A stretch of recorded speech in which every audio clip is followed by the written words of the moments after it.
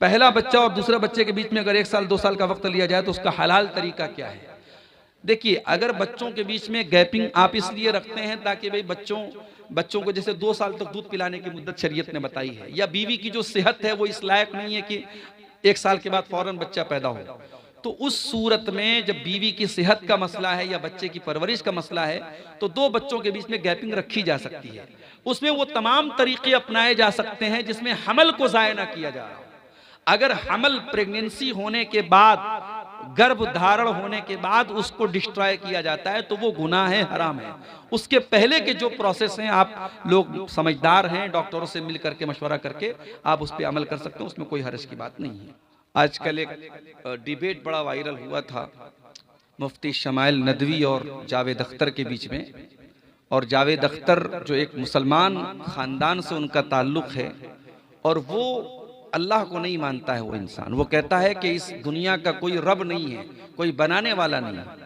उस पर ये शेर मैंने लिखा, आह तू रब पे सवाला तू उठाता है बशर, आह तू रब पे सवाला तू उठाता है बशर, तू कहाँ खाक की मखलूक, तू कहाँ खाक की मखलूक है वो जात कहाँ, तू कहाँ खाक की मखलूक है वो जात कहाँ।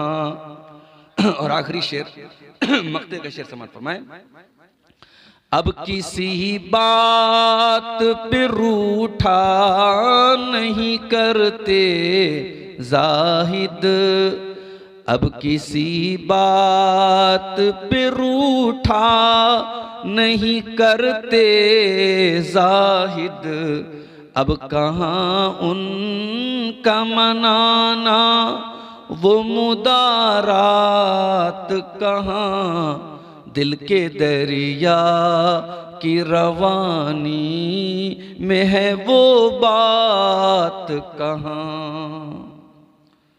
मुहतरम उलमाए किराम, बुजुर्गों और दोस्तों, नौजवान साथियों,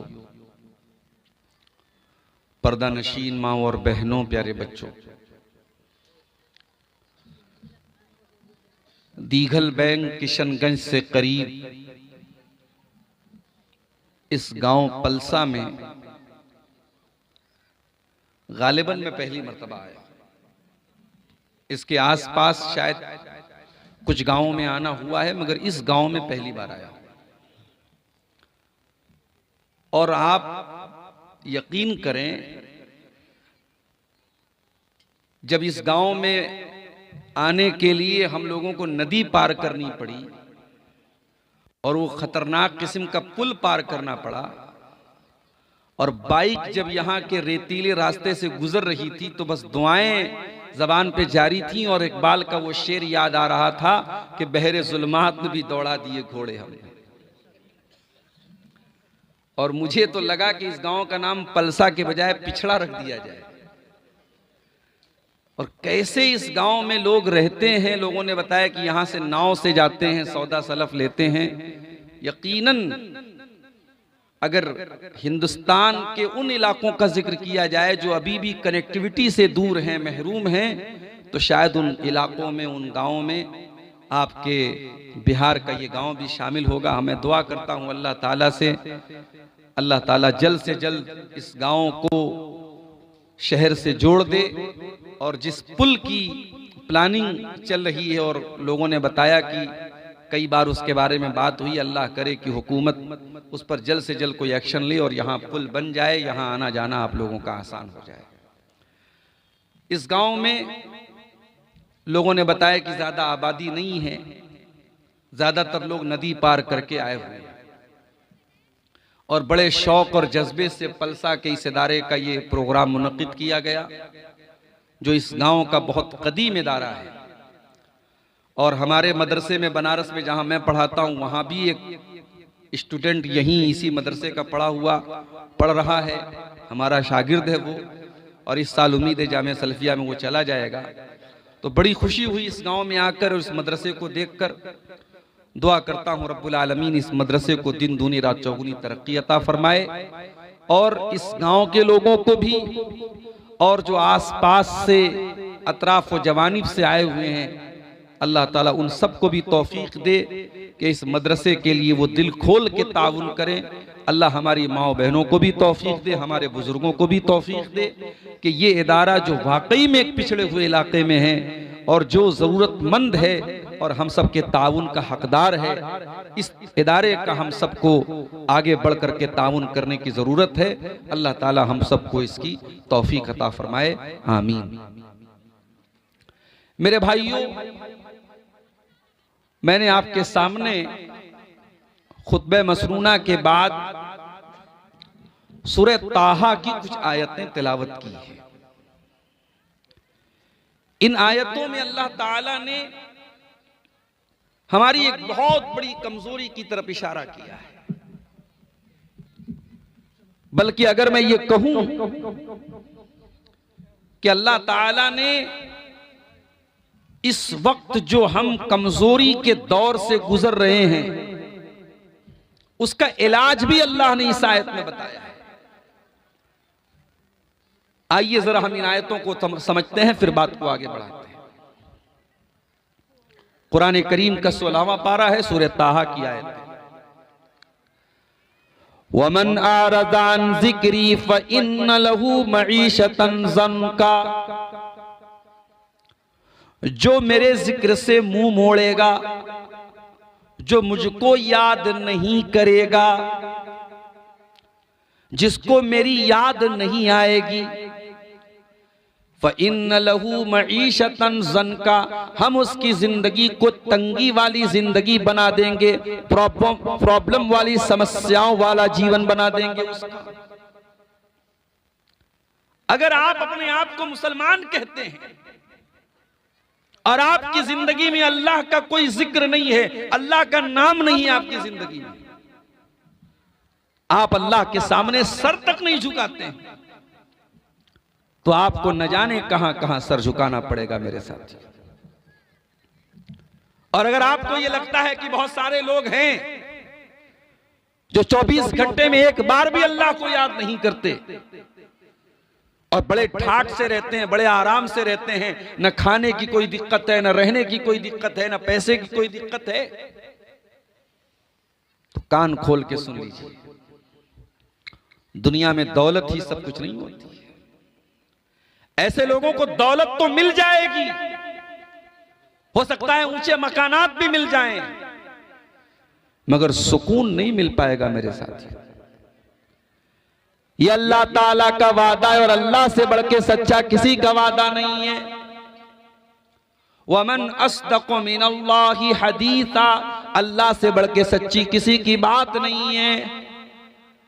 और अल्लाह कह रहा है कि वमन आरदा अन ज़िक्री फ़इन्न लहू मईशतन ज़न्का, जो मेरे जिक्र से मुंह मोड़ेगा, हम उसकी जिंदगी को अजीरन बना देंगे, उसकी जिंदगी को परेशानी वाली जिंदगी बना देंगे, दुनिया में ही बना देंगे। और क़यामत के दिन क्या होगा? वनहशुरुहु यौमल क़ियामति आमा, और हम क़यामत के दिन उसको अंधा बना करके उठाएंगे। क़ाला रब्बी लिमा हशरतनी आमा, और वह इंसान कहेगा अल्लाह तूने मुझे अंधा बनाकर क्यों उठाया? मैं तो दुनिया में अच्छा भला देखा करता था, मेरी आंखें ठीक थी, मेरी बीनाई ठीक थी। थोड़ा सा गर्म पानी ले आई, गर्म पानी। क़ाला रब्बी लिमा हशरतनी आमा, ऐ अल्लाह तूने मुझको अंधा बना करके क्यों उठाया? क़ाला कज़ालिका अततका आयातुना, अल्लाह फरमाएगा मेरे बंदे मेरी आयतें तेरे पास आती रही, फ़नसीतहा, और मेरी आयतों को देख करके भी तू अनदेखा कर दिया करता था, तू अंधा बन जाया करता था, तू बहरा बन जाया करता था। व कज़ालिकल यौम तुनसा, ऐ मेरे बंदे आज हम तुझे भुला देंगे, आज अल्लाह की रहमतें तेरे ऊपर नाज़िल नहीं होंगी। आज हम लोग जो शिकायत करते हैं कि साहब हमारे दिन बड़े खराब आ गए, दिन खराब कैसे आते हैं? दिन खराब तभी आते हैं जब हमारी हरकतें खराब हो जाती हैं। भूल गए आप कुरान की वो आयत, इन्नल्लाह ला युगय्यिरु मा बिक़ौमिन हत्ता युगय्यिरु मा बिअनफुसिहिम। इसी मुल्क के एक नेता ने भी बयान दिया है, एक खास कलर का नाम लेके, जो हमारे गैर मुस्लिम भाइयों का मजहबी कलर है, उनका मजहबी रंग है, उसका नाम लेके कहा कि कुरान में इस रंग की तारीफ की। ये चमचागिरी और चाटुकारिता की हद नहीं तो और क्या है मेरे प्यारे साथियों। अपने राजनीतिक मफाद को पूरा करने के लिए, अपने राजनीतिक लाभ को लेने के लिए आज कुरान की आयतों तक में मुसलमान हेर फेर कर रहा है। बड़े मशहूर आदमी है साहब, आरिफ मोहम्मद खान साहब, राज्यपाल हैं इस मुल्क के एक स्टेट के, उनका ये बयान है। वो कह रहे कुरान में फला कलर का नाम आया और उस कलर की बड़ी तारीफ की गई है। कुरान में कहां तारीफ की गई उस कलर की? सूरह बकरा में अल्लाह ताला ने जहां बनी इसराइल को गाय ज़बा करने का हुक्म दिया, जब बनी इसराइल में एक वाकया पेश आया और एक आदमी कत्ल हो गया और कातिल का पता नहीं चल रहा था, तो अल्लाह ने बनी इसराइल से कहा कि तुम लोग एक गाय ज़बा करो। तो बनी इसराइल के लोगों की आदत थी वो बाल में खाल निकालते थे, जैसे हमारे यहां कुछ लोगों की आदत होती है, उनको शरीयत का कोई मसला बता दो तो बाल की खाल निकालते हैं। बाल की खाल मत निकालो। अकीका के बारे में इतने सवालात आ रहे हैं जैसे मालूम हो रहा है दुनिया का सबसे बड़ा मसला अकीका का मसला है।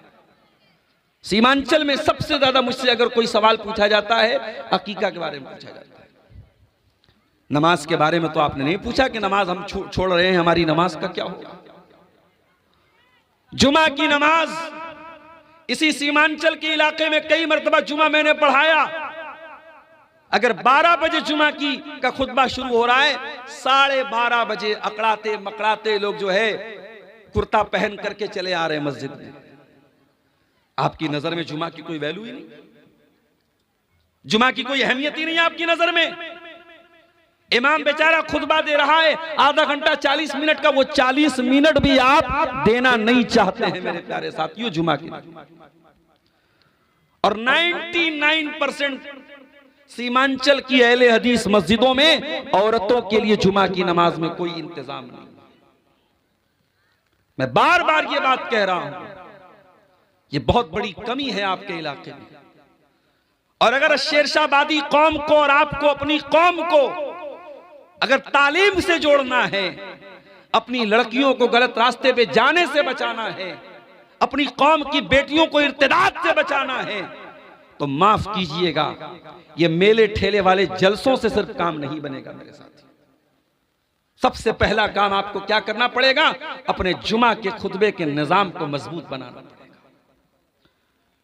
किसी मस्जिद में मैं जुमा पढ़ाने गया, छोटा सा बिल्कुल मिंबर रखा हुआ है, बच्चों के जैसा मिंबर, न माइक ढंग का है, न जुमा सुनने का कोई शौक है। 12 बजे में, हालांकि पहले से ऐलान हुआ है कि अब्दुल गफ्फार साहब आ रहे हैं, जलसे में बहुत भीड़ आती है जुमा में। 12 बजे खुतबा शुरू हो रहा है, 12:30 बजे 12:15 बजे लोग आना शुरू कर रहे हैं। वजह क्या है? कोई शौक नहीं है, कोई जज्बा नहीं है। जबकि हमारे समाज को बदलने के लिए ये जुमा का खुतबा बहुत बड़ा सेटअप है मेरे प्यारे साहब।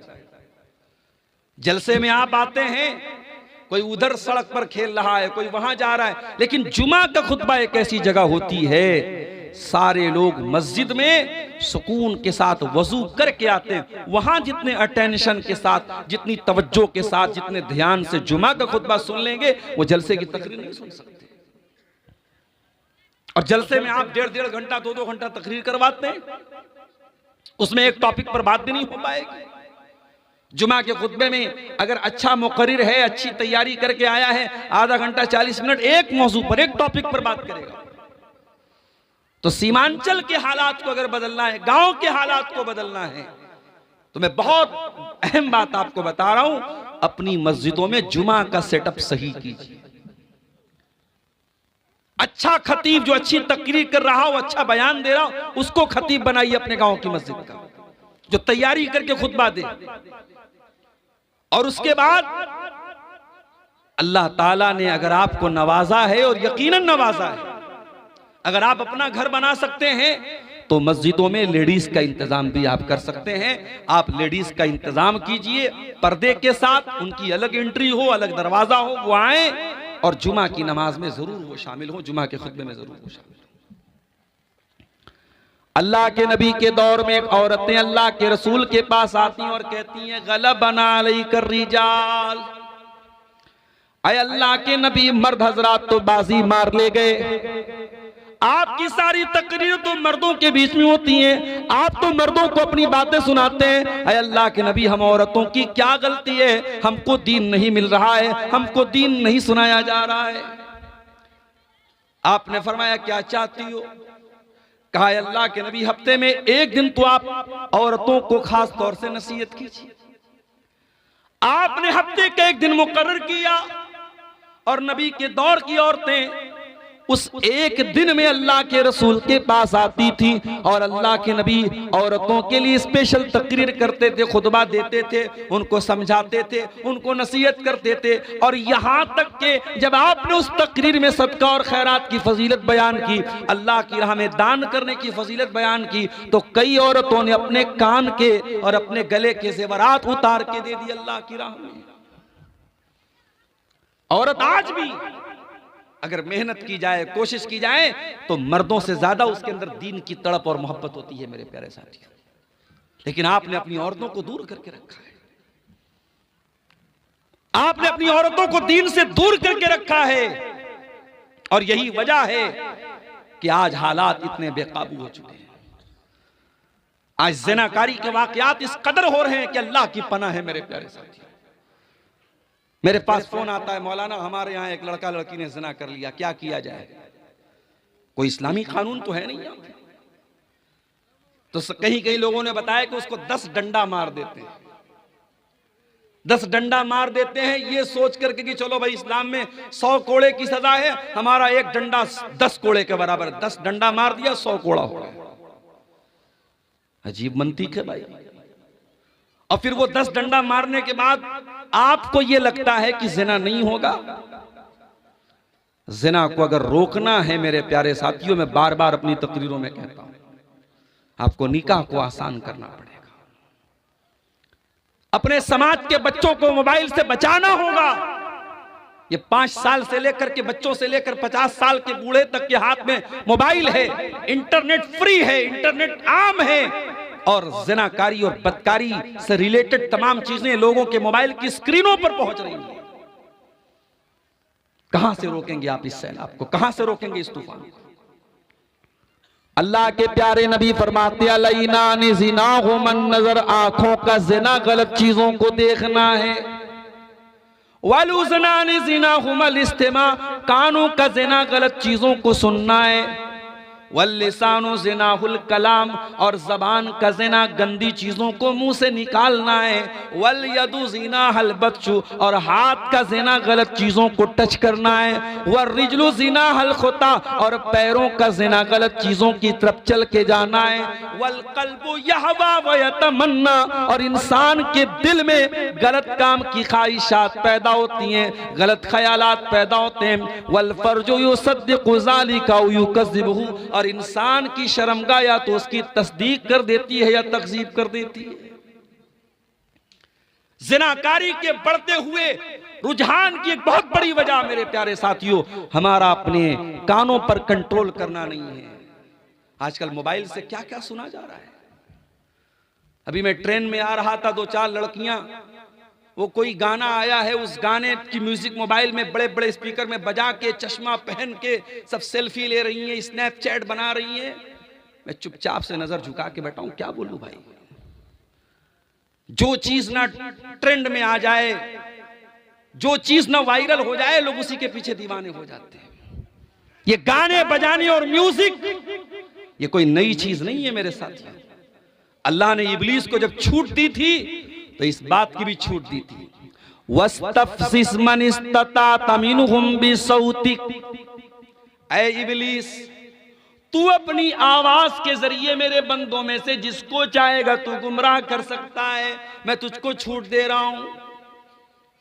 व अजलिब अलैहिम बिखैलिका व रजिलिका, और ऐ इब्लीस, मेरे बंदों के लिए तू अपने चेलों चपेड़ों को लगा दे। वो पैदल चल करके भी मेरे बंदों को गुमराह करने की कोशिश करेंगे, वो सवार हो करके भी मेरे बंदों को गुमराह करने की कोशिश करेंगे।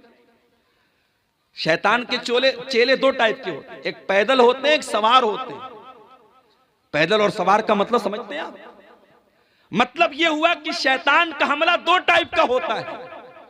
एक बहुत फास्ट होता है, जो कमजोर ईमान वाला होता है शैतान उस पर फास्ट हमला करता है, और जो मजबूत ईमान वाला होता है शैतान उसको स्लोली स्लोली स्लोली स्लोली धीरे धीरे, जैसे आदमी पैदल चलता है। जैसे हम लोग पुल पार करके आए, बाइक पर बैठ के आए, कुछ लोग बेचारे डर रहे तो पैदल पुल पार कर रहे, तो पैदल वाला देर में पहुंचेगा। तो शैतान के जो चेले हैं वो कुछ पैदल भी हैं, कुछ सवार पर भी हैं। अल्लाह ने दोनों की छूट दे दी। जा, तू अपने सवारों के जरिए भी मेरे बंदों को गुमराह कर सकता है, अपने पैदल चेलों के जरिए भी मेरे बंदों को गुमराह कर सकता है।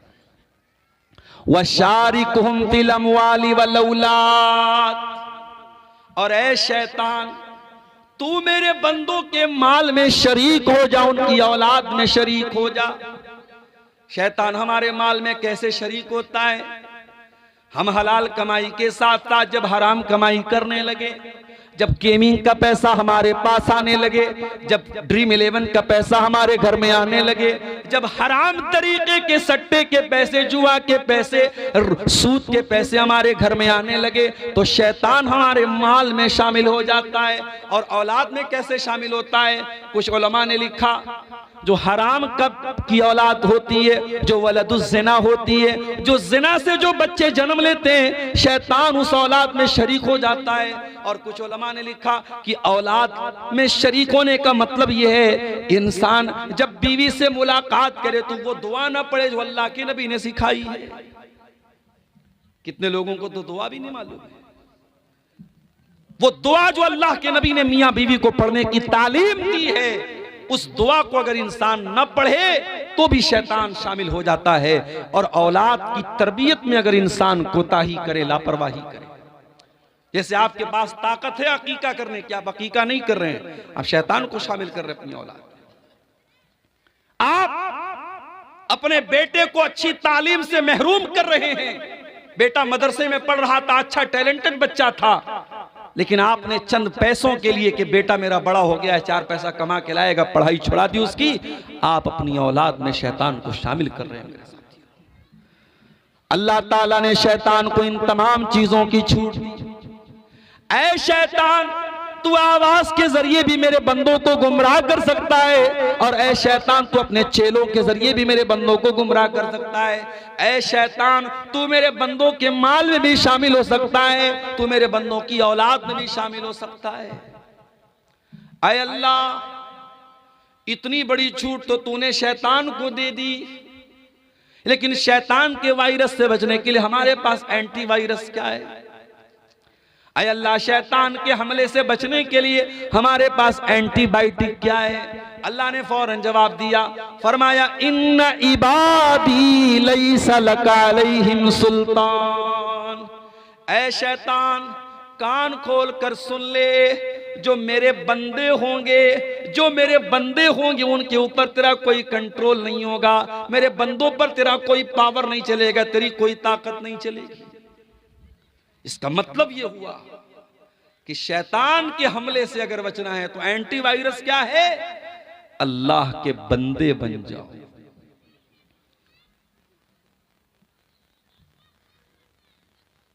कहां गरम कर, अल्लाह के बंदे बन जाओ। बंदे कैसे बनोगे अल्लाह के?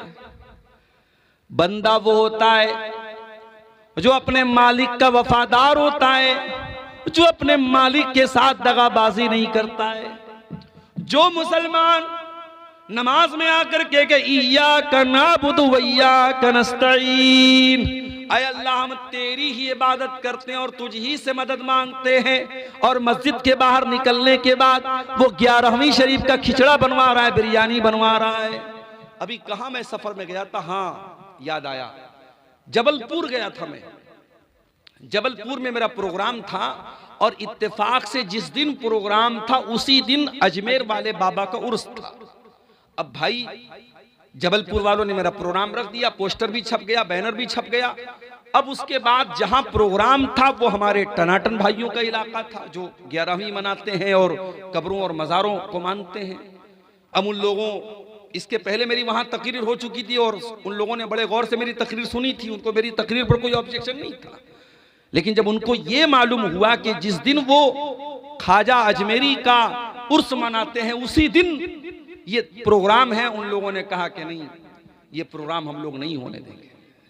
जबलपुर के लोगों ने मुझसे कॉल किया, मैंने कहा कोई बात नहीं, उनको एतराज है, आप जलसा कैंसिल कर दीजिए, मस्जिद में कर लीजिए जलसा, बाहर मैदान में मत कीजिए। तो वहां जब मैं गया तो मैंने अपनी आंखों से यह मंजर देखा कि साहब उनके नाम पे ख्वाजा मोइनुद्दीन चिश्ती अजमेरी के नाम पे, जिनको ख्वाजा गरीब नवाज भी कहा जाता है, आप लोगों के यहां भी कहीं कहीं देखेंगे दुकानों का नाम लिखा जाता है KGN mobile shop, KGN biryani centre. तो केजीएन का मतलब क्या होता है? ख्वाजा गरीब नवाज। मैं एक मरतबा गुलबर्गा गया था, वहां एक भाई ने बड़ा अच्छा इसका मतलब बताया। उसने कहा केजीएन का मतलब होता है कोई गारंटी नहीं। भाई जिसको अल्लाह पर यकीन है उसकी कोई गारंटी नहीं है। तो ये केजीएन लिखते ख्वाजा गरीब नवाज। किसको मानते हैं गरीब नवाज? हिंदुस्तान के एक बहुत बड़े पीर को, एक अल्लाह के वली को, जिनका नाम ख्वाजा मोइनुद्दीन चिश्ती अजमेरी है रहमतुल्लाह अलैह, जिनकी कब्र जो है वो अजमेर में है। और कितने मुसलमान हैं पूरी फैमिली के साथ, जैसे हज करने जाया जाता है, जैसे उम्रा करने जाते हैं, वैसे आप हमारे बनारस में और बिहार के बहुत सारे इलाकों में आप देखिए पूरी पूरी बस भर के जाते हैं, अजमेर बाबा के दरबार में जाते हैं। और वहां मैं तो गया नहीं हूं, अजमेर से गुजरा हूं, लेकिन मजार पे नहीं गया हूं। वहां लोगों ने बताया जन्नती दरवाजा भी है, एक दरवाजा भी लगा है, उसमें अकीदा यह है कि इस दरवाजे से जो गुजर जाएगा वो जन्नत में चला जाएगा। आए अजमेर में नकली जन्नती दरवाजा बनाने वालों, तुम जनाब मोहम्मद रसूलुल्लाह से बढ़ के तो नहीं हो गए। अल्लाह के प्यारे नबी तो कोई जन्नती दरवाजा बना करके नहीं गए।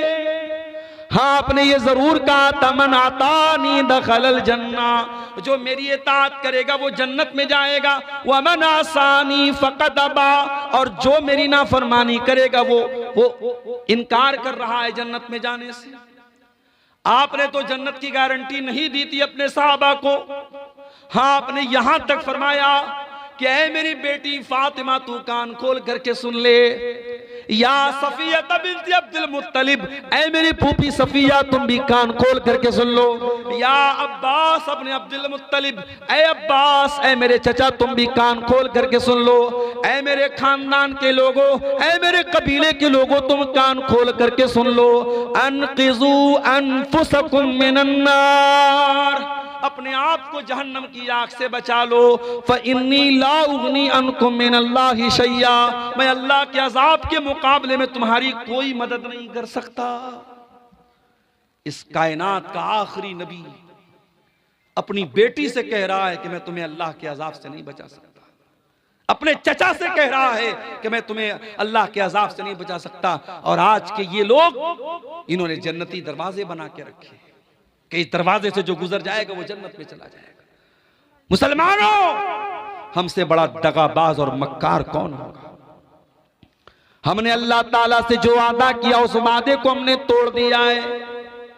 इन्ना इबादी लैसा लका अलैहिम सुल्तान, अल्लाह ने शैतान से कहा था जो मेरे बंदे होंगे, जो हकीकत में मेरे बंदे होंगे, उनके ऊपर तेरा जोर नहीं चलेगा।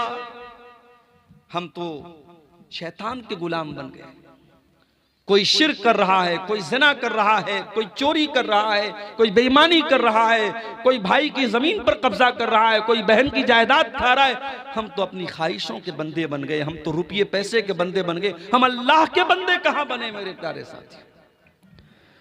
अल्लाह के बंदे बन जाओ, शैतान का कोई जोर नहीं चलेगा तुम पर। तो ये जो नाच गाना और म्यूजिक है जिसके जरिए आज हम अपने कानों को लज्जत पहुंचा रहे हैं, ये भी शैतान की बहुत बड़ी चाल है और समाज में जिना के फैलने की एक बहुत बड़ी वजह ये मोबाइल का गलत इस्तेमाल भी है। मेरे प्यारे साथी, इस मोबाइल ने एक काम और किया, वो इस्लाम जो एक गैर मर्द औरत को तन्हाई इख्तियार करने से मना करता है। आपकी लड़की जवान हो जाए, किसी गैर महरम लड़के के साथ, किसी गैर महरम मर्द के साथ तन्हाई इख्तियार करने की जवान लड़की को इजाजत नहीं है। और ये भी कान खोल करके सुन लो, लड़की जवान कब होती है? जरूरी नहीं कि 15 साल की हो जाए, 16 साल की हो जाए तब वो जवान होती है। जब लड़की बालिग हो जाए, जब शरीयत की नजर में लड़की बालिग हो जाए तो उसके ऊपर पर्दा करना फर्ज हो जाता है। एक बालिग लड़की को जो बुलूगत को पहुंच चुकी हो, जिसको मेंसेस आने लगे हो, जिसके ऊपर नमाज फर्ज हो चुकी हो, उस लड़की को किसी गैर मर्द के साथ तन्हाई इख्तियार करने की इजाजत नहीं है। यहां तक कि कुरान पढ़ाने वाला टीचर भी अगर है, उसके साथ भी आपकी लड़की अगर जवान हो चुकी है तो किसी मर्द टीचर के साथ तन्हाई इख्तियार करने की इजाजत नहीं है। साइंस पढ़ाने वाला, मैथ पढ़ाने वाला, इंग्लिश पढ़ाने वाला टीचर भी तन्हाई में आपकी बेटी को पढ़ा रहा है तो ये गलत है। आप फितनों को दावत दे रहे हैं, आप गलत काम को दावत दे रहे हैं। ये शरीयत कोई हमारी बनाई हुई शरीयत तो नहीं है, ये अल्लाह की शरीयत है, इसका कानून अल्लाह का बनाया हुआ है। और अल्लाह के रसूल फरमाते हैं, ला यख्लुवन्न रजुलुम बिइम्रातिन इल्ला वसालिसुहुम अश-शैतान। खबरदार कोई मर्द किसी औरत के साथ तन्हाई इख्तियार न करे क्योंकि तीसरा वहां पर शैतान होता है। आप ये सोच रहे हैं आपकी लड़की तो आपके घर में सो रही है, अपने बिस्तर पे सो रही है। नहीं नहीं, इंस्टाग्राम पे वो 20-20 लड़कों के साथ है, व्हाट्सएप पर 20-20 लड़कों के साथ है, फेसबुक पर 15-15 लड़कों के साथ वो चैटिंग कर रही है। आपकी लड़की अकेली होकर के भी अकेली नहीं रह गई सोशल मीडिया के दौर में। मेरे भाइयों, आज ये सोशल मीडिया हमारे समाज के नौजवानों को, लड़कों को, लड़कियों को हराम रिश्तों में और हराम रिलेशनशिप में इनको जोड़ रहा है, इनको बांध रहा है। और अंजाम क्या है इसका? अंजाम इतना भयानक है कि आप सोच भी नहीं सकते। अंजाम यह है कि भाई नकली आईडी बना करके चैटिंग कर रहा है अपनी ही बहन से, बहन भी नकली नाम से चैटिंग कर रही है अपने ही भाई से। भाई को नहीं मालूम कि मैं अपनी बहन से बात कर रहा हूं, बहन को नहीं मालूम कि मैं अपने भाई से बात कर रही हूं। दोनों ने नकली आईडी बनाई हुई है। एक दूसरे से प्यार और मोहब्बत की बातें करने के बाद जब मिलना तय हुआ, होटल का कमरा तय हो गया और उस होटल में जब वक्त मौऊद पर, वक्त मुकर्ररा पर जब लड़का मिलने जाता है, क्या देखता है कि अपनी ही सगी बहन से वो मिलने जा रहा है। दोनों ने एक दूसरे को देखकर शर्म से नजरें झुका ली और वहां से वापस चले गए। हो लोगो, तुम किसी और की बहन बेटी के साथ जो काम करने जा रहे हो सकता है कि वही काम तुम्हारी बहन बेटी के साथ कोई और करने वाला हो। इसीलिए जब एक नौजवान अल्लाह के रसूल के पास आया और उसने आकर के ज़िना की इजाजत मांगी और फरमाया, कहा, अय अल्लाह के नबी, इज़न ली बिज़िना, मुझे ज़िना की इजाजत दे दीजिए। अल्लाह के नबी का समझाने का अंदाज कितना प्यारा था।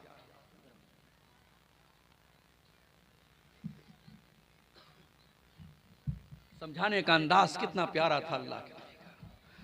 पढ़ाने वाले टीचरों को, वाज करने वाले वाइजों को, वक्तव्य पेश करने वाले वक्ताओं को, तकरीर करने वाले मुकर्रिरों को आज सीखने की जरूरत है जनाब मोहम्मद रसूलुल्लाह सल्लल्लाहु अलैहि वसल्लम।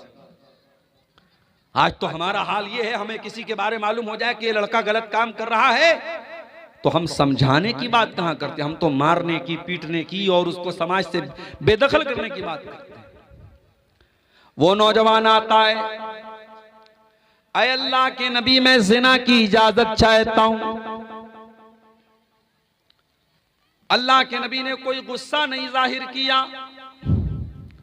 गौर करना, नबी का दौर है, सहाबा का दौर है, खुलेआम वो नौजवान आता और ज़िना की इजाजत मांग रहा है। अल्लाह के नबी अपने करीब उसको बुलाते हैं और एक ही सवाल पूछते हैं, तो हिब्बुहु लि उम्मिका, ये बताओ कि क्या तुम ये पसंद करोगे कि तुम्हारी मां के साथ ये हरकत की जाए?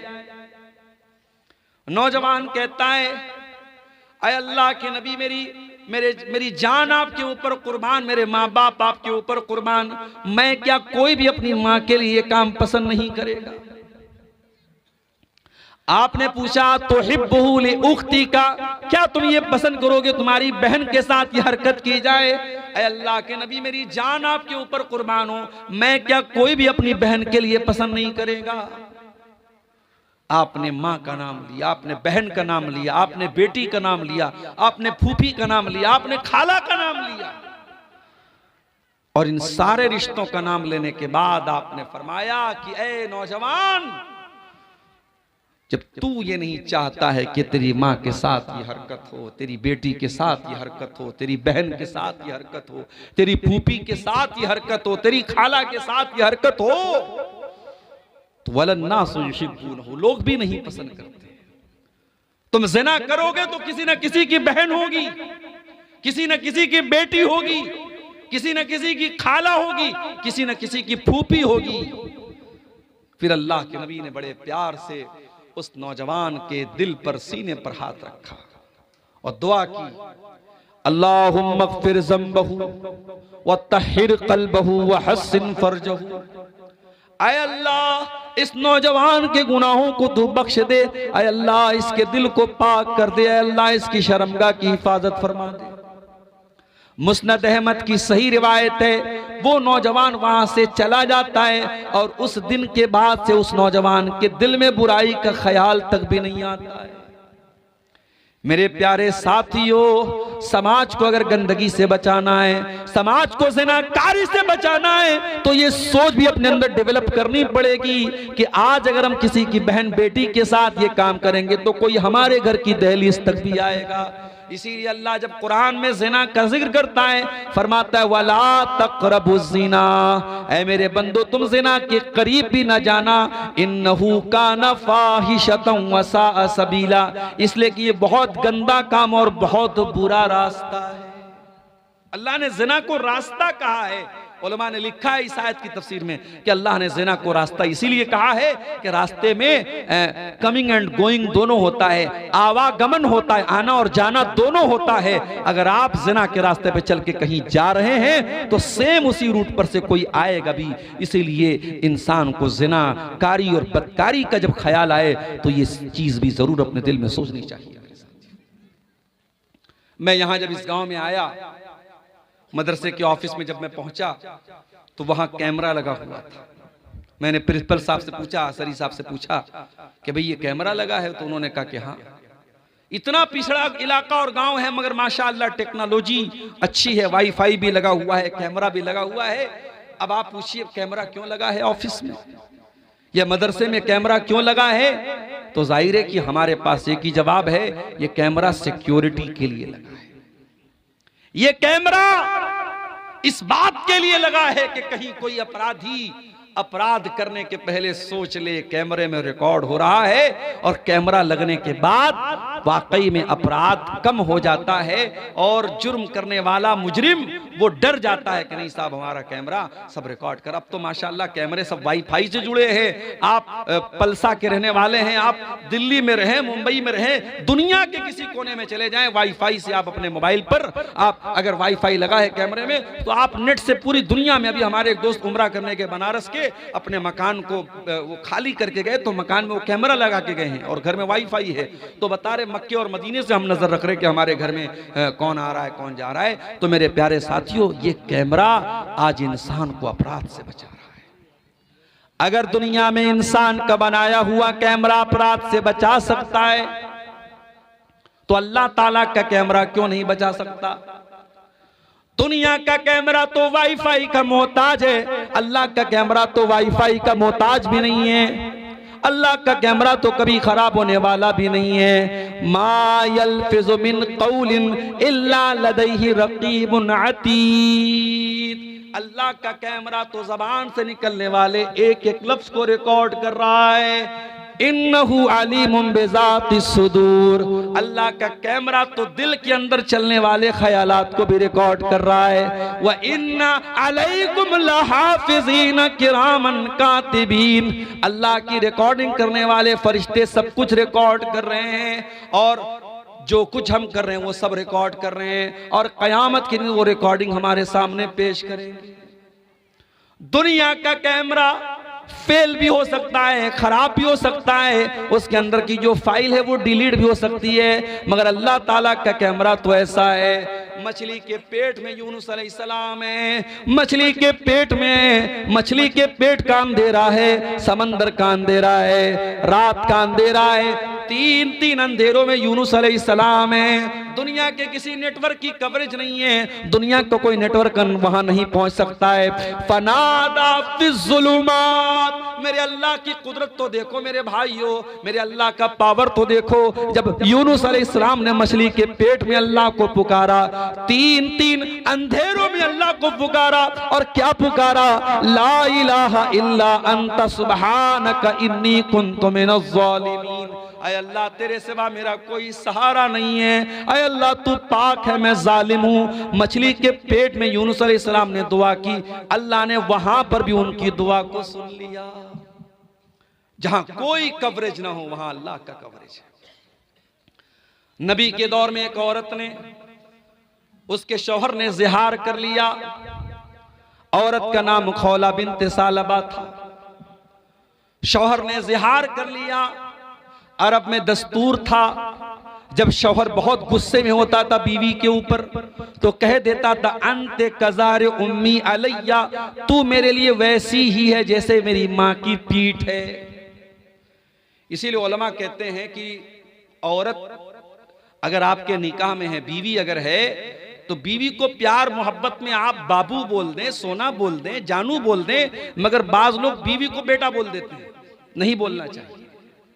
या बाज लोग बीवी को मारे गुस्से, अरे मेरी माँ, ऐसा बोल देते, नहीं बोलना चाहिए। हालांकि बोलने से तलाक नहीं हो जाएगी, उस नियत से आपने नहीं बोला है, मगर ये अल्फाज भी इस्तेमाल नहीं करने चाहिए। अरब में क्या होता था, लोग अपनी बीवी को गुस्से में कह देते तो तू मेरी माँ की पीठ की तरह है, तो वो बीवी हराम हो जाती थी। दौरे जाहिलियत में यही कानून था कि अगर शौहर बीवी से ज़िहार कर लेगा तो बीवी हमेशा के लिए हराम।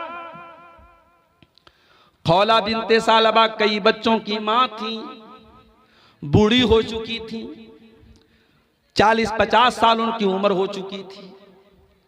उनके शौहर ने उनसे ज़िहार कर लिया। शौहर शर्मिंदा हुए, सहाबा से जाकर के फतवा मांगा। सहाबा ने कहा हमें जहां तक मालूम है आपने ज़िहार कर लिया, बीवी आपके ऊपर हराम हो गई। बड़े गौर से सुनना पलसा वालों, वो औरत चल करके अल्लाह के नबी के पास आई और आकर के कहती है, अल्लाह के नबी, अकला शबाबी, मेरे शौहर ने मेरी जवानी को, मेरा शौहर खा गया। मैं निकाह करके आई थी, जवान थी, आज अधेड़ हो चुकी हूँ, 50 साल मेरी उम्र हो चुकी है। अय अल्लाह के नबी, जवानी तो मेरी खा गया और आज बुढ़ापे में मुझसे ज़िहार कर लिया है, मैं छोटे छोटे बच्चों को लेकर के कहाँ जाऊंगी? अय अल्लाह के नबी, मेरे मायके में भी कोई नहीं है, मेरा कोई भाई बहन भी नहीं है, मैं कहाँ जाऊंगी, किसके दर पे जाऊंगी? नबी अकरम ने फरमाया, अय खौला बिन्ते सालबा, अगर तुम्हारे शौहर ने तुमसे ज़िहार कर लिया है तो मेरे पास तुम्हारा कोई सॉल्यूशन नहीं है, तुम अपने शौहर के ऊपर हराम हो चुकी हो। इतना कह करके वो औरत रोने लगी और अल्लाह के नबी ने इतना कह करके दरवाजा बंद कर लिया। हो लोगो, तुमने तो नारे लगा के रखे हैं कि हम तो रसूल के दरबार से जाके हर चीज ले लेंगे, यहां तो रसूल ने भी अपना दरवाजा बंद कर लिया है।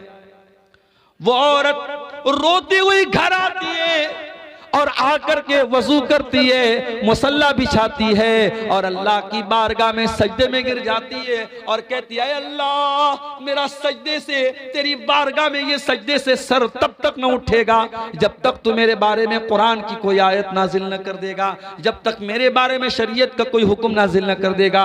आए अल्लाह मैं तेरी दुखियारी बंदी कहाँ जाऊंगी? आज तेरे नबी ने भी अपना दरवाजा बंद कर लिया है, तेरे नबी से मैंने झगड़ा किया, बहस किया, मगर उन्होंने भी कोई सुनवाई नहीं की और उन्होंने भी कह दिया कि मैं अपने शौहर के ऊपर हराम हो चुकी हूँ। अय अल्लाह अब तू ही कोई रास्ता निकाल दे। ये कह करके खौला बिनते सलबा अल्लाह की बारगाह में सजदा करके रोने लगती है।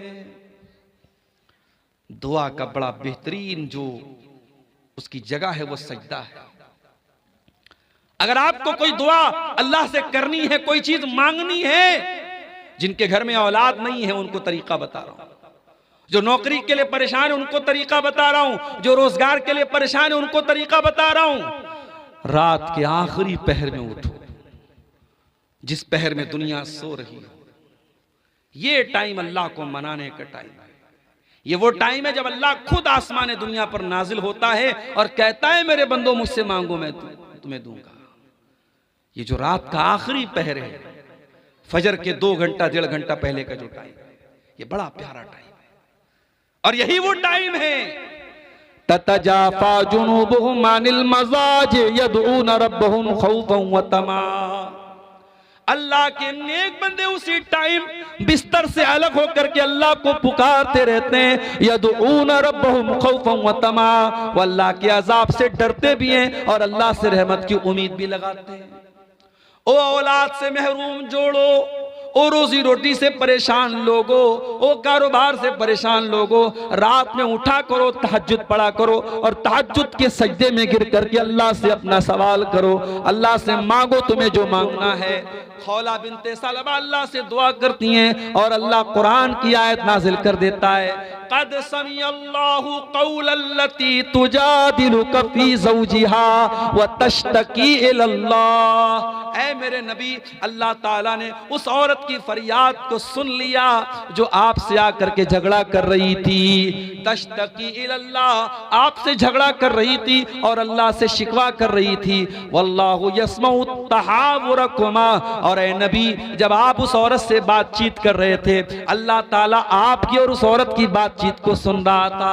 हजरत आयशा कुरान की आयत के नाजिल होने के बाद कहती हैं, बड़ी पाक है वो ज़ात जो अर्श के ऊपर मुस्तवी है, जो 7वें आसमान के ऊपर अर्श पर उसकी ज़ात है, लेकिन वो अर्श वाली ज़ात अपनी बंदी की बातचीत को सुन रही थी। अल्लाह ताला अपनी उस बंदी की बातचीत को सुन रहा था, जबकि मैं वो आना फी नाहियतिल बैत, मैं उसी घर के कोने में थी, मैं उस औरत की बात नहीं सुन पाई, मगर नबी से उस औरत ने जो बातचीत की वो अल्लाह ताला ने सुन ली। ये ईमान होना चाहिए हमारा, अल्लाह का वो डर होना चाहिए हमारे अंदर। दुनिया में कोई देखे या ना देखे, अल्लाह देख रहा है और अल्लाह जो देख रहा है मेरे प्यारे साथियों, तो अल्लाह हिसाब भी लेगा। फमन यामल मिस्काल ज़र्रतिन खैरन यरा, जर्रा बराबर तुम कोई नेकी करोगे वो भी सामने देख लोगे। वमन यामल मिस्काल ज़र्रतिन शर्रन यरा, और जर्रा बराबर तुम कोई गुनाह करोगे वो भी तुम अपने सामने देख लोगे। अल्लाह के तराजू पर सबको तौला जाएगा। फमन यामल मिस्काल ज़र्रतिन खैरन यरा, अल्लाह के तराजू पर तुम्हारे नामे आमाल में अगर कोई नेकी होगी तुम उसको भी सामने देख लोगे। वमन यामल मिस्काल ज़र्रतिन शर्रन यरा, और जर्रा बराबर नामे आमाल में कोई गुनाह होगा वो भी तुम देख लोगे। अल्लाह के रसूल के पास एक सहाबी आए, अल्लाह के नबी मेरे कुछ गुलाम हैं, बड़ी बदतमीजी मेरे साथ करते हैं, बड़ी नाफरमानी करते हैं, मैं उनको गाली भी दे देता हूँ, कभी कभी मार भी देता हूँ। आए अल्लाह के नबी, कहीं अल्लाह ताला क्या मेरी पकड़ तो नहीं होगी, कहीं मुझको सजा तो नहीं दी जाएगी।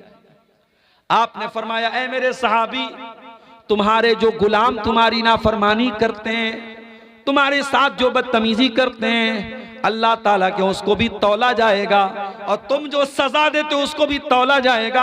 अगर तुम्हारी सजा कम होगी और उनकी नाफरमानी ज्यादा होगी, कान लकल फजलू, तो तुम्हारा फायदा हो जाएगा, तुम्हें उनकी कुछ नेकियां मिल जाएंगी, तुम्हारे कुछ गुनाह उनको दे दिए जाएंगे।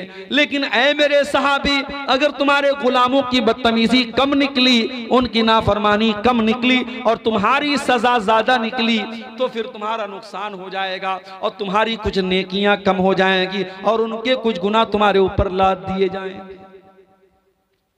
नबी ने इतना कहा, सहाबी एक कोने में गए, ज़ारो कतार रोने लगे, दहाड़े मार मार के रोने लगे और कहने लगे, अल्लाह के नबी, मैं अपने गुलामों को सजा तो देता हूं मगर मैं नाप तौल के नहीं देता हूं। मैंने नाप तौल के तो नहीं दिया है, मुझे क्या पता कहीं अगर मेरी सजा ज्यादा हो गई और उनकी नाफरमानी कम हो गई, अरे अल्लाह के नबी, तब तो मेरा बहुत नुकसान हो जाएगा। आपने फरमाया, ऐ मेरे सहाबी, क्या तूने कुरान की आयत नहीं पढ़ी है? अल्लाह ने कुरान में फरमाया, व नज़उल मवाज़ीनल क़िस्त लियौमिल क़ियामा, हम क़यामत के दिन इंसाफ का तराजू रखेंगे। व इन काना मिस्काल हब्बतिन मिन खरदलिन अतैना बिहा, और एक राई के दाने के बराबर भी अगर कोई चीज होगी, अल्लाह के तराजू पर तुम्हारे सामने आ जाएगी। व कफा बिना हासिबीन, और अल्लाह जब हिसाब लेगा तो एक एक चीज का हिसाब लेगा। ऐ मेरे साहबी, तुमने अपने गुलामों को जो सजा दी है वो तो तौली जाएगी, वो तो नापी जाएगी। साहबी ने कहा, ऐ अल्लाह के रसूल, मैं इतना बड़ा खतरा मोल नहीं ले सकता, मैं इतना बड़ा रिस्क मोल नहीं ले सकता। मैं आपको गवाह बना के कहता हूं, इन्नी उशहिदुकुम अला अन्नहुम अहरारुन कुल्लुहुम, ऐ अल्लाह के नबी, मैं आपको गवाह बना के कहता हूं, मैं अपने सारे गुलामों को आजाद कर रहा हूं। आज देश से भ्रष्टाचार क्यों नहीं खत्म हो रहा है? क्यों ये करप्शन हो रहा है? क्यों ये पुल टूट जाते हैं? क्यों ये सड़कें खराब बनती हैं? क्यों ये चोरी होती है? क्यों ये बेईमानी होती है? क्योंकि डर का एहसास नहीं है, जवाबदेही का एहसास नहीं, किसी को जवाब देना है। स्कूल में पढ़ाने वाला टीचर, फोन आ गया, अधिकारी आ रहा है, टीचर होशियार हो जाता, अधिकारी आ रहा है, बच्चों जल्दी से किताब खोल लो। टाइम से सारे टीचर स्कूल में आ गए, अधिकारी आ रहा है। तुम्हें दुनिया के ऑफिसर का इतना डर है कि तुम दुनिया के ऑफिसर के आने पर अपने काम को सही तरीके से करने लगते हो।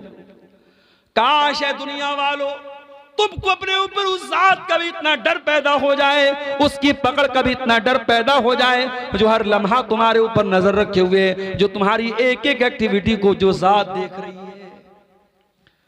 मेरे प्यारे भाइयों, दुनिया में स्कूल में बच्चा फेल हो जाता है, स्टूडेंट फेल हो जाता है, उसका रिजल्ट उसको दिया जाता है। स्कूल में बच्चे के माँ बाप आते कहते, हमारा बच्चा तो बहुत अच्छा इम्तिहान दे के गया, आपने फेल कैसे कर दिया? स्कूल वाले कहते हैं, ठीक है, अपने आपके बच्चे की कॉपी निकलवा लेते हैं। बच्चे की कॉपी निकलवाई जाती है और कॉपी दिखा करके टीचर दिखा देता है, देख लीजिए आपके बच्चे ने क्या लिखा था और क्या उसको नंबर मिला है। ये दुनिया का एक सिस्टम है। कयामत के दिन का सिस्टम क्या होगा? अल्लाह फरमाता है, ओ मेरे बंदो कान खोल करके सुन लो, वकुल्ला इंसानिन अल्ज़मनाहु ताइरहु फी उनुक़िही व नुख़रिजु लहू यौमल क़ियामति किताबन यल्क़ाहु मंशूरा। ऐ मेरे बंदो, हम कयामत के दिन हर इंसान की गर्दन में उसका नाम-ए-आमाल टांग देंगे, उसकी जिंदगी भर की किताब टांग देंगे, उसका जिंदगी भर का कच्चा चिट्ठा उसकी गर्दन में टांग देंगे और हम कहेंगे, इक़रा किताबका कफ़ा बिनफ़्सिकल यौमा अलैका हसीबा। ऐ मेरे बंदे, आज हम तेरा हिसाब नहीं लेंगे, आज तू खुद अपना हिसाब कर ले। तेरी किताब क्या बोल रही है, तेरे नाम-ए-आमाल क्या बोल रहे हैं, तो खुद अपना हिसाब कर ले। हमें कुछ बताने की, कहने की जरूरत नहीं है।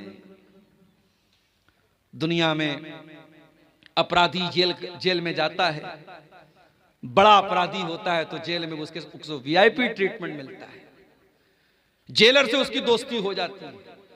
बाज अपराधियों के बारे में तो यहां तक मिला कि उनको जेल में एसी कमरा मिलता है, पसंद का खाना मिलता है, मुर्गा मिल रहा है, मटन मिल रहा है, जेल न हुई साहब, घर से अच्छा हो गया। अल्लाह ताला के ऐसा कोई सिस्टम नहीं है। अल्लाह के यहां जो मुजरिम है उसको कोई बचाने वाला नहीं है। और कयामत के दिन अगर मुजरिम सोचेगा मैं झूठी गवाही दे के बच जाऊं, मैं झूठ बोल के बच जाऊं, अल्लाह फरमाता है अल यौमा नख्तिमु अला अफवाहिहिम व तुकल्लिमुना अयदीहिम व तशहदु अर्जुलुहुम बिमा कानू यक्सिबून। मेरे बंदो, हम तुम्हारे मुंह पर आज मुहर लगा देंगे। आज तुम्हारा हाथ तुम्हारे खिलाफ गवाही देगा, तुम्हारा पैर तुम्हारे खिलाफ गवाही देगा। हाथ बोलेगा क्या क्या तुमने किया है, पैर बोलेगा क्या क्या तुमने किया है।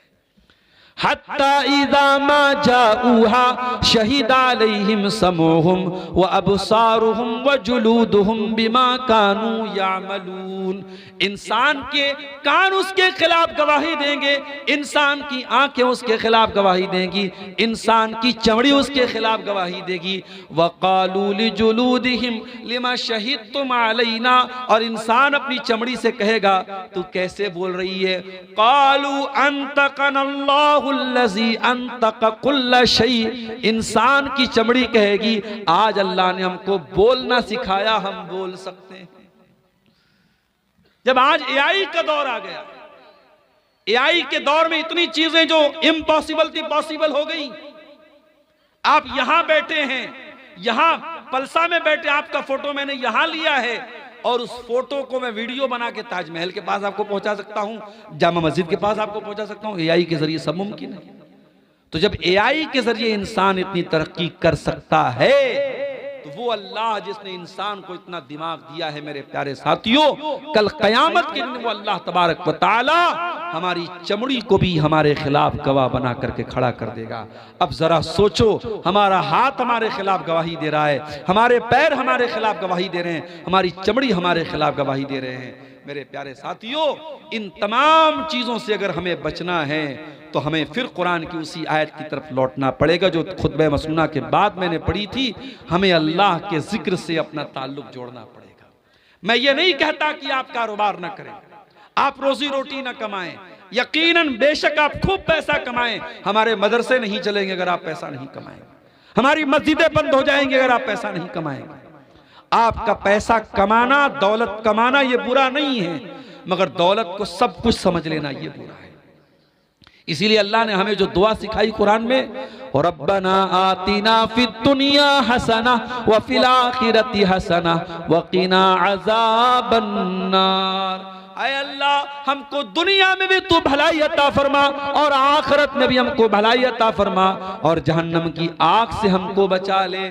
और इसीलिए अल्लाह ताला ने कारून जैसे पैसे वाले को नसीहत की, फरमाया वब्तग़ि फ़ीमा आताकल्लाहु दारल आखिरा। ऐ कारून, तुझको जो दौलत मिली, जो पैसा मिला, इस दौलत के जरिए तू आखिरत की तैयारी कर।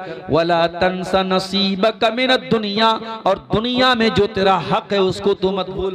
दुनिया में जो तेरा हक है, जो हिस्सा है, उसको मत भूल, लेकिन आखिरत की तैयारी कर। मेरे प्यारे साथियों, हमारा जो बुनियादी मकसद होना चाहिए वो आखिरत की तैयारी होना चाहिए। दुनिया की ये 4 दिन की जिंदगी है, ये दगाबाज जिंदगी है, ये बेवफा जिंदगी है, ये धोखे का सामान है। इस दुनिया की जवानी हमेशा नहीं, इस दुनिया की ताकत हमेशा नहीं, इस दुनिया की खूबसूरती हमेशा नहीं, इस दुनिया की दौलत हमेशा नहीं। जिस दिन सांस टूटेगी, जिस दिन दिल की धड़कन बंद होगी, सब ठाट पड़ा रह जाएगा।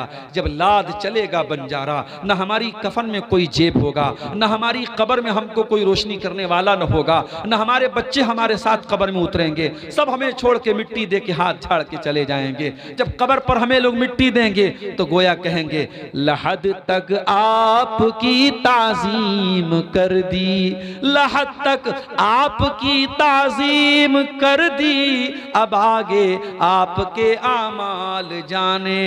अब यहां तक हमने आपकी इज्जत कर दी, कब्र में आपको लेके चले आए, कफना दिया, दफना दिया, अब आगे आपको फेस करना है। मेरे प्यारे साथियों, इसीलिए इन मदरसों को चलाओ, इन मदरसों को कायम रखो। इस दौर में ये मदरसे हैं जो बताते हैं कि अल्लाह कौन है, ये मदरसे हैं जो बताते हैं रसूल कौन है, ये मदरसे हैं जो बताते हैं दीन क्या है। कब्र में 3 ही सवाल पूछा जाएगा, तेरा रब कौन है, तेरे रसूल कौन है, तेरा दीन क्या है। और इन तीनों सवालों का जवाब दुनिया के किसी नॉलेज में नहीं मिलेगा, मिलेगा तो रब के कुरान में मिलेगा, मिलेगा तो मुस्तफ़ा के फरमान में मिलेगा। इसीलिए अल्लाह के नबी फरमाते हैं, जब बंदा मरने के बाद कब्र में जाता है और मुनकर नकीर उससे सवाल करते हैं, तेरा रब कौन है, तेरे नबी कौन है, तेरा दीन क्या है, और बंदा इन तीनों सवालों का सही जवाब देता है, तो फरिश्ता पूछता है कि तुझे इन तीनों सवालों का जवाब कैसे पता चला। तो बंदा कहता है, क़राअतु किताब अल्लाह, मैंने अल्लाह की किताब को पढ़ा था, फ़आमनतु बिही, मैं अल्लाह की किताब पर ईमान लाया था, वसद्दक़तु बिही, और मैंने अल्लाह की किताब की तस्दीक की। आज 31 दिसंबर की रात है और 12 बजने के बाद अभी 1 बज रहे हैं तकरीबन। पूरी दुनिया में इस वक्त जश्न मनाया जा रहा है। हैप्पी न्यू ईयर के नाम से हजारों लाखों रुपए के पटाखे छोड़े जा रहे हैं। आज शराबें पी जा रही हैं, आज जिनाकारियां हो रही हैं, आज बड़े बड़े पिकनिक स्पॉट पर लड़के लड़कियों को लेके घूमने फिरने गए हैं मेरे प्यारे साथियों। और ये सारे काम करने वालों में अपने आप को मुसलमान कहने वाले लोग भी शामिल हैं। हमें दूसरों से शिकवा नहीं है, हमें शिकवा है उनसे जो अपने आप को मुसलमान कहते हैं। और हमें इकबाल का वो शेर याद आता है, वज़ा में तुम हो नसारा तो तमद्दुन में हुनूद, वज़ा में तुम हो नसारा तो तमद्दुन में हुनूद। ये मुसलमान है जिन्हें देख के शर्माए यहूद। हमारी कौन सी हरकत ऐसी है जो हमको मुसलमान दिखा रही है, जब हमारा रहन सहन, हमारी औरतों का लिबास, हमारी चाल ढाल सब कुछ ये बता रही है कि हमारा इस्लाम से कोई लेना देना नहीं है, तो फिर हम किस चीज के मुसलमान हैं मेरे प्यारे साथियों। इसलिए हमें और आपको कुरान की उस आयत पर अमल करना चाहिए, या अय्युहल्लज़ीना आमनू उदखुलू फिस्सिल्मि काफ़ा, ऐ ईमान वालो अधूरे मुसलमान मत बनो, दावेदारी वाले मुसलमान न बनो, ज़बानी मुसलमान न बनो, इस्लाम में पूरे के पूरे दाखिल हो जाओ। अगर इस्लाम को फॉलो करते हो तो तुम्हारे लिबास से भी पता चलना चाहिए कि तुम मुसलमान हो, तुम्हारी औरत के पर्दे से भी पता चलना चाहिए कि तुम मुसलमान हो, तुम्हारी औलाद के चाल चलन से भी पता लगना चाहिए कि तुम मुसलमान हो, तुम्हारे शादी ब्याह से पता लगना चाहिए कि तुम मुसलमान हो। आज कितने जगहों पर, कानपुर में अभी एक प्रोग्राम में मैं गया, बताया वहां लोगों ने मुसलमान की शादी में डीजे बज रहा है। अपने आप को अहले हदीस कहने वाले कुछ लोग भी ऐसे हैं वहां जो आज अपने शादियों में डीजे बजवा रहे हैं और गाने नाच गाने करवा रहे हैं। ये शर्म से चुल्लू भर पानी में डूब मरने की बात है मेरे साथियों। अगर हमारी शादियों में और गैरों की शादियों में कोई फर्क नहीं है तो फिर हम काहे के मुसलमान हैं। नबी ने फरमाया, मन तशब्बह बिकौमिन फहुवा मिनहुम, जो किसी कौम की नकल करे वो उन्हीं में से। इसीलिए ये बर्थडे मनाना, ये एनिवर्सरी मनाना, ये सालगिरह मनाना, ये नया साल मनाना, ये मदर्स डे मनाना, ये फादर्स डे मनाना, ये चोंचलेबाजी इस्लाम में नहीं है, माफ कीजिएगा। अगर फादर से मोहब्बत है, बाप से मोहब्बत है, तो बाप के लिए फादर्स डे का इंतजार न करो, रोजाना टाइम निकालो, बाप के साथ बैठो, बाप के सुख दुख में शामिल हो जाओ। और ये बात याद रखो, तुम दुनिया में जितनी भी तरक्की कर लो, तुम अपने बाप के बेटे ही रहोगे। बाप के एहसानात से तुम कभी पीछा नहीं छोड़ा सकते मेरे साथ। बाप जब तक जिंदा है तुम्हें कदर नहीं हो रही है, जिस दिन बाप जाएगा तुम्हें अंदाजा होगा कितने बोझ थे जो तुम्हारा बाप अपने सर पे उठाता था और तुमको तुम्हारे बाप ने बिल्कुल तुमको उससे बरी करके रखा था, तुम्हें बेखौफ करके रखा था। ये मदर्स डे मनाने वाले, घर में बूढ़ी माँ बेचारी खांस रही है, उसकी दवा के पैसे नहीं है, और ये व्हाट्सएप पे स्टेटस लगा रहा है, माँ ये होती है, माँ वो होती है, माँ के सम्मान पे लेक्चर झाड़ रहा है। ये चोंचलेबाजियां इस्लाम की नहीं है मेरे प्यारे साथ, इस्लाम बरी है इनसे। इसलिए अपने आप को इन चोंचलेबाजियों से आजाद करो, अपने निकाह को सिंपल बनाओ। निकाह में लड़के को वलीमा करना है, वलीमा की ताकत है तो वलीमा करो, वो भी ताकत नहीं तो वलीमा फर्ज नहीं, जरूरी नहीं है वलीमा। और मैं कभी कभी सोचता हूं, लोग बैंक से लोन लेके शादियां करते हैं। इसी बिहार में मेरे पास नमूने मौजूद हैं, लोगों ने बताया मौलाना अपना खेत बेच के लड़की की शादी लोग करते हैं, जमीनें बेच के लड़की की शादी करते हैं। और ये सारी कुर्बानी देकर जब आप शादी करते हैं और लोगों को दावत खिलाते हैं, तो ये बेगैरत लोग आपके यहां आकर के दावत खाएंगे, हाथ धो के चले जाएंगे और कहेंगे अरे यार खाना बहुत अच्छा नहीं था, चावल ऐसा था तो गोश्त ऐसा था तो रोटी ऐसी थी, वो कमेंट करके चले जाएंगे। इसका मतलब यह हुआ कि हम हजारों लोगों को जो खाना खिला रहे हैं अपनी गाड़ी कमाई से, कर्जे लेकर, लोन लेकर, ये हमारे कोई खैर खा लोग नहीं है। कहीं कहीं तो बारात लौट गई है साहब, बारात के मतलब का नाश्ता नहीं मिला, बारात के मतलब का खाना नहीं, बारात लौट जाती है। इतने बेगैरत हो चुके हैं मेरे प्यारे साथियों हम और आप। एक इंसान न जाने कहां कहां से इंतजाम करके अपनी बेटी की शादी करता है, उसकी इज्जत का सवाल होता है, और वहां बाराती जाकर के वहां एटीट्यूड दिखाता है कि हमें ये नाश्ता चाहिए और हमें वो नाश्ता, हमें देसी मुर्गा चाहिए और हमें ये चाहिए। वहां जाकर के तुम नौटंकी करते हो। चुल्लू भर पानी में डूब मरना चाहिए। न इस्लाम में बारात की कोई हैसियत है, न जहेज की कोई हैसियत है, न ये बारातियों के एटीट्यूड की कोई हैसियत है। नबी ने 9 शादियां, नबी की 9 बीवियां एक साथ थी। नबी ने टोटल 11 शादियां की। नबी की बीवियों में कौन सी बीवी की शादी के मौके पर नबी बारात लेके गए, जरा बता दो हमको। नबी की 4 बेटियां थी, कौन सी बेटी को नबी ने जहेज दिया, जरा बता दो हमें। आज हम और आप अपने आप को अहले हदीस बोलते हैं, हमारा हाथ सीने पर, हम नमाज में रफुल यदैन करने वाले, आमीन जोर से बोलने वाले, सिर्फ हम नमाज के अहले हदीस हैं, सिर्फ हम इबादत में अहले हदीस हैं? नहीं मेरे साथी, हमें अपनी शादियों में भी अहले हदीस बनना पड़ेगा, हमें अपने लेन देन में भी अहले हदीस बनना पड़ेगा। अहले हदीस वो है जो कुरान और हदीस पर चलने वाला हो, जिसका अखलाक भी कुरान और हदीस वाला, जिसकी शादी ब्याह भी कुरान और हदीस वाली, जिसका लेन देन भी कुरान और हदीस वाला। आज अफसोस की बात है, कितने हमारे इसी सीमांचल के इलाके में मैं देखता हूं नमाज से कोई मतलब नहीं। पैसा आ रहा है, मदरसे में खूब चंदा दे रहे हैं, मस्जिद में खूब चंदा दे रहे हैं, नमाज से कोई मतलब नहीं। अल्लाह की रस्सी बहुत ढीली करके रखी, अल्लाह ने जिन रस्सी टाइट कर लेगा तुम्हें सड़क पर आते हुए देर नहीं लगेगी। दुनिया में मिसालें मौजूद हैं, कल करोड़पति थे आज सड़क पर आ गए, कल बादशाह थे आज भीख कटोरा मांग के भीख मांग रहे हैं, कटोरा लेकर के। अल्लाह की पकड़ से डरो मेरे भाइयों। अगर तुम नमाज नहीं पढ़ते और तब भी अल्लाह रोजी दे रहा है, तुम अल्लाह को याद नहीं करते तब भी तुम्हारा काम चल रहा है, तो ये मत समझो कि अल्लाह तुमसे खुश है। अल्लाह ने ढील दे के रखी, और जिस दिन अल्लाह रस्सी को टाइट करेगा तुम्हारे पास भागने का रास्ता नहीं बचेगा। इसीलिए अल्लाह कुरान में कहता है, रिजालुल्लाह तुलहीहिम तिजारतुम वला बैउन अन ज़िक्रिल्लाह। हकीकत में मर्द वो लोग होते हैं जो कारोबार भी करते हैं, जो लेन देन भी करते हैं, मगर उनका कारोबार उनको अल्लाह के जिक्र से, नमाज से गाफिल नहीं करता है।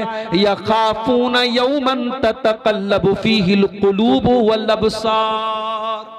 वो उस दिन से डरते हैं जिस दिन आंखें अपनी जगह पे नहीं रहेंगी, कलेजे अपनी जगह पे नहीं रहेंगे, आंखें उलट पलट जाएंगी, कलेजे उलट पलट जाएंगे। नमाज पढ़ो मेरे भाइयों, अपने बच्चों को भी नमाजी बनाओ, अपने घर का माहौल ऐसा बनाओ कि एक आदमी भी नमाज न पढ़े तो उसका हिसाब लिया जाए। माए जब मुसल्ले पर बैठे तो बेटियों को लेकर के बैठे, माँ अपनी बच्चियों को नमाजी बनाए, बाप अपने बच्चों को नमाजी बनाए। ईसा अलैहिस्सलाम जब दुनिया में पैदा हुए, अपनी माँ की गोद में पहला लफ्ज उन्होंने क्या बोला था? काला इन्नी अब्दुल्लाह, मैं अल्लाह का बंदा हूँ। आतानी अल किताबा व जालनी नबिया, अल्लाह ने मुझको अपनी किताब दी, अल्लाह ने मुझको अपना नबी बनाया। व जालनी मुबारकन ऐनमा कुन्तु व औसानी बिस्सलाह, और अल्लाह ने मुझे बरकत वाला बनाया और अल्लाह ने मुझे नमाज का हुक्म दिया है। ईसा अलैहिस्सलाम दूध पीते बच्चे हैं, अपनी माँ की गोद में पहला जुमला क्या बोलते हैं? अल्लाह ने मुझे नमाज का हुक्म दिया है। अगर ईसा अपनी माँ की गोद में नमाज की बात कर रहे हैं तो मेरे प्यारे साथियों, हमारी और आपकी जिंदगी में भी नमाज होनी चाहिए। आइए, ये रात का सुहाना वक्त है, हम इस वक्त में ये अज़्म करें, ये अहद करें और यहाँ से ये अहद करके जाएं कि अगर हमारी जिंदगी में नमाज नहीं है तो हम नमाज लाएंगे, अगर हमारी जिंदगी में अल्लाह का जिक्र नहीं है तो हम जिक्र लाएंगे, हम अल्लाह को याद करेंगे। और याद रखो मेरे भाइयों, मुल्क के हालात बहुत अच्छे नहीं हैं।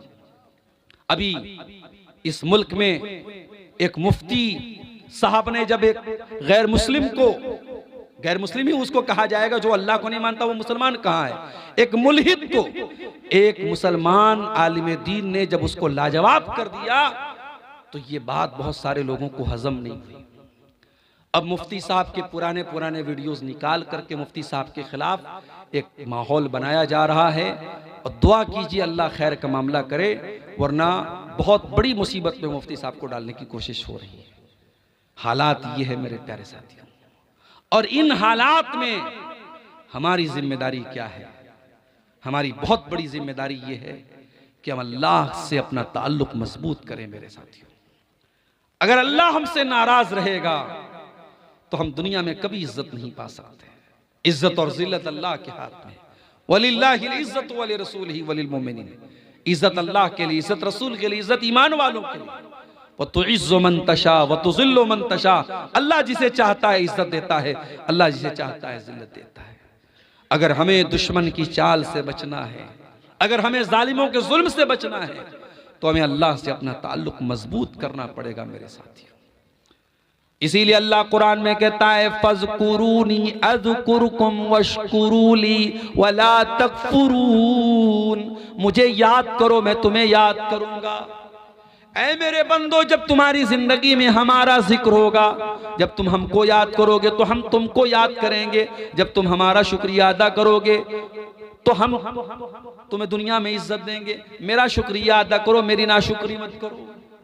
इसीलिए अल्लाह ताला को अगर हम याद करेंगे तो अल्लाह ताला हर मौके पर हमको याद रखेगा और हम पर अपने कर्म की बारिश करेगा। इसलिए मेरे साथियों, मुल्क के मौजूदा हालात में जब हमें अपनी जान के मुतालिक, अपनी मसाजिद के मुतालिक, अपनी आबरू के मुतालिक, अपने वजूद के मुतालिक हमें बहुत सारे खतरात और अंदेशे हैं, ऐसे नाजुक मोड़ पर हम हिंदुस्तान में इस वक्त खड़े हैं। हमें और आपको अल्लाह से अपने ताल्लुक को मजबूत करने की ज़रूरत है मेरे प्यारे साथियों।